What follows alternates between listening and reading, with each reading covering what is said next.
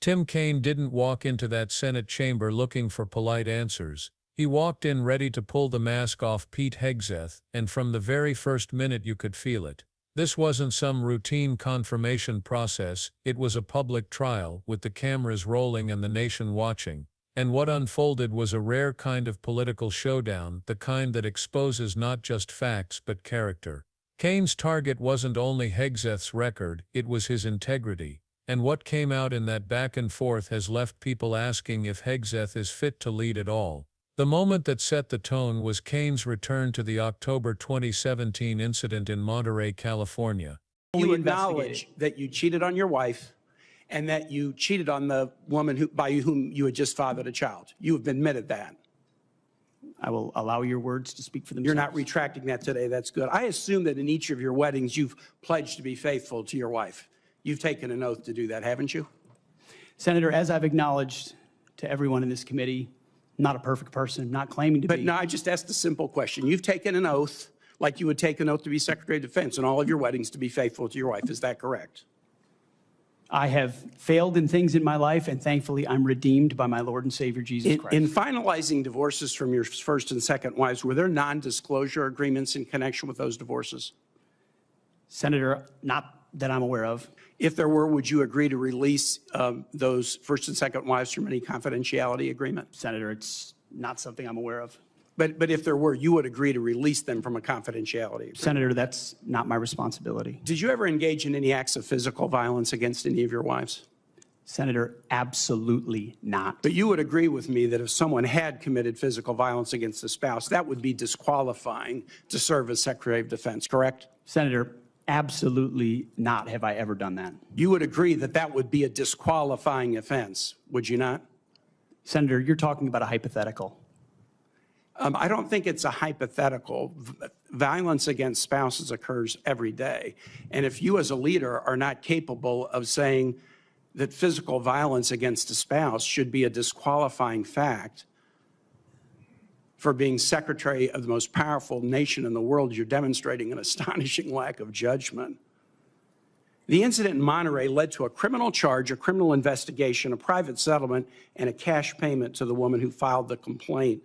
And there was also a non-disclosure agreement, correct?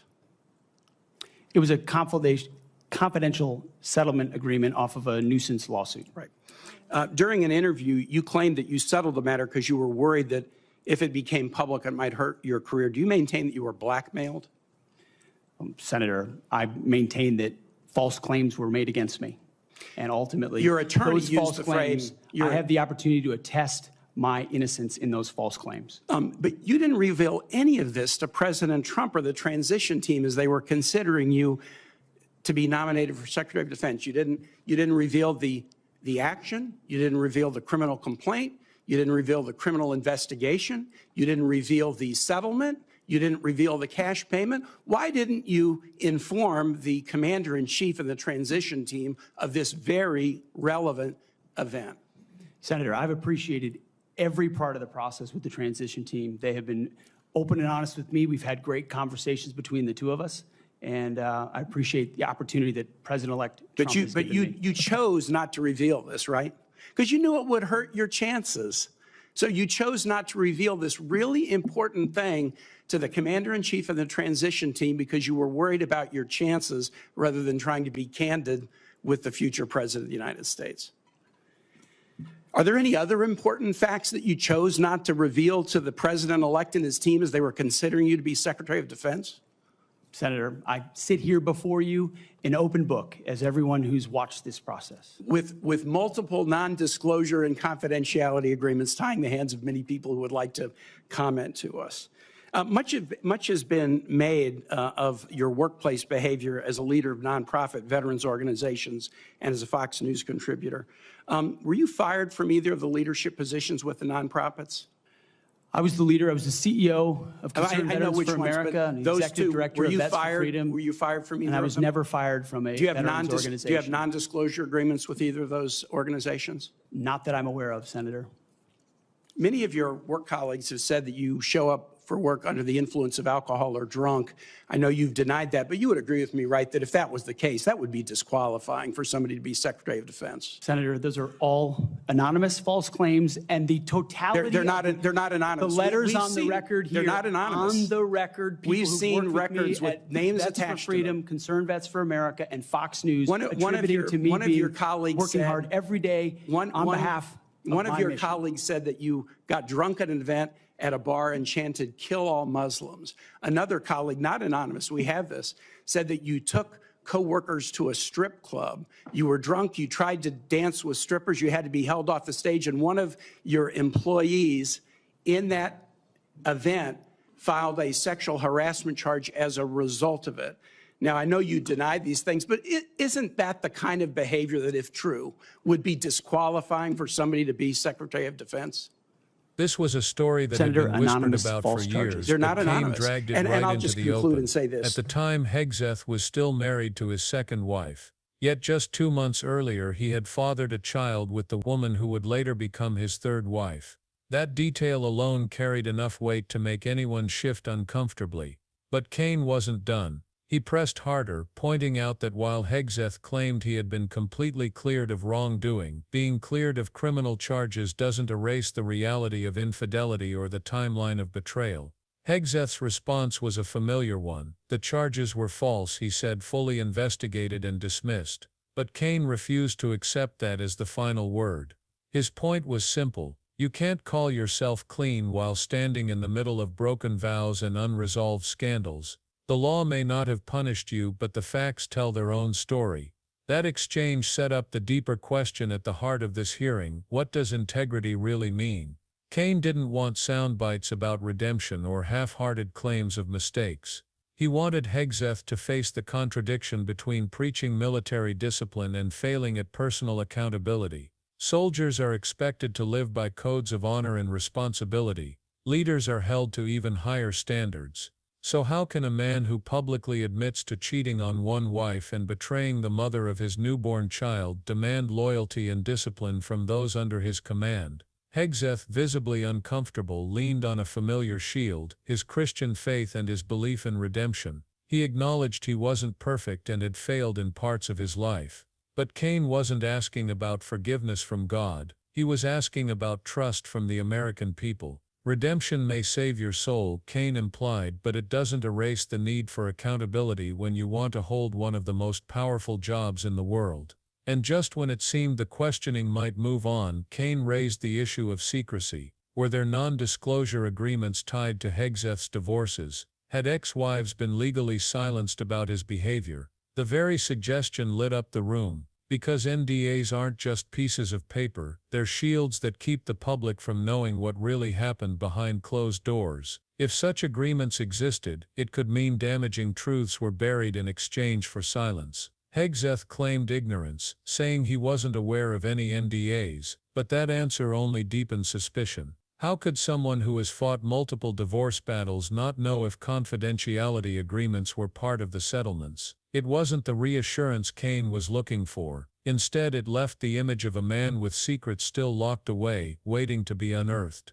Kaine didn't stop there. He cut to the core of what kind of conduct should disqualify a nominee for Secretary of Defense. He asked whether spousal abuse or sexual assault would disqualify someone. For most people the answer would be obvious, of course it would. But Hegseth ducked, calling it a hypothetical, and again returning to his personal insistence that the charges against him were false. Kaine pushed back hard. Domestic violence isn't hypothetical. Assault isn't a theoretical exercise. These are daily realities, affecting countless families. For a leader of the Pentagon not to be able to state outright that such conduct would be disqualifying, that in itself was shocking. Kaine made it clear that judgment matters, not just denials, and judgment was precisely what Hegseth seemed to lack in that moment. And then came the bombshell revelations about the Monterey case. Kaine laid out the sequence. There had been a criminal charge, an investigation, a private settlement and a cash payment.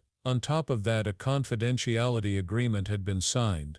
Hegseth tried to brush it all off as a nuisance lawsuit, the kind of thing public figures face all the time. But Kaine dismantled that defense by asking the obvious: if it was truly nothing, why pay? Why settle? And more importantly, why keep it from the transition team and President Trump when they were deciding whether to nominate him? Transparency isn't a courtesy in a process like this, it's a requirement. And by hiding such a critical event, Hegseth showed that protecting his career mattered more to him than being honest with the people evaluating his fitness for the nation's top defense post. The silence wasn't just questionable, it was disqualifying, but Kaine still had more. He turned the focus from personal scandals to professional misconduct. He cited multiple colleagues who had spoken out about Hegseth's behavior, reports of him showing up drunk to work, accounts of him chanting anti-Muslim slurs while intoxicated, allegations of strip club outings that led to harassment claims. These weren't anonymous rumors, Kaine emphasized. Some came from named individuals. Even family members had been cited in official documents.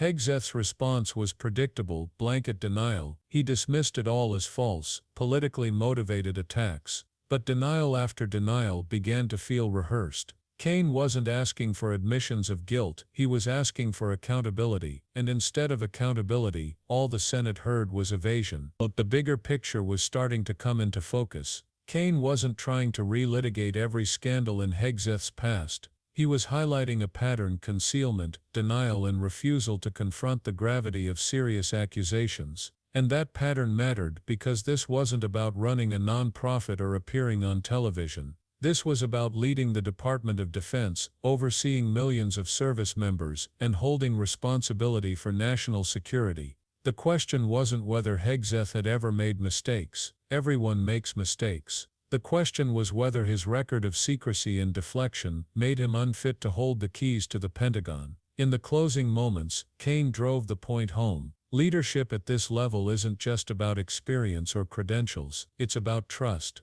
The American people don't just want a Secretary of Defense who knows strategy, they want someone whose character can withstand scrutiny, someone who won't conceal settlements, someone who won't dodge questions about violence and harassment, someone who can be trusted to hold others accountable because they hold themselves accountable. Kaine's interrogation was more than political theater, it was a reminder that integrity still matters. And when a nominee fails that test, the consequences ripple far beyond personal embarrassment. They shake the very foundation of public confidence in government. The hearing ended with Hegseth still insisting he was an open book, but Kaine's questioning had made it clear that many chapters of that book were smudged, missing, or deliberately redacted. And that left viewers with a choice: believe the denials, or believe the evidence of a pattern stretching back years. For many, the answer was obvious. When the stakes are this high, credibility isn't optional, it's everything. Tim Kaine didn't just ask questions, he issued a warning. If the Senate ignores the red flags and moves forward anyway, the message is clear: political loyalty matters more than character. And that's a dangerous precedent for a country that depends on its leaders to embody the very values they demand from those who serve. So what do you think? Did Tim Kaine expose the truth about Pete Hegseth, or was this all political theater meant to score points? Either way, the implications are huge, and they won't be forgotten anytime soon. Drop your thoughts in the comments. And if you found this breakdown insightful, don't forget to hit that subscribe button, because the next story we're covering is even more explosive, and you won't want to miss it.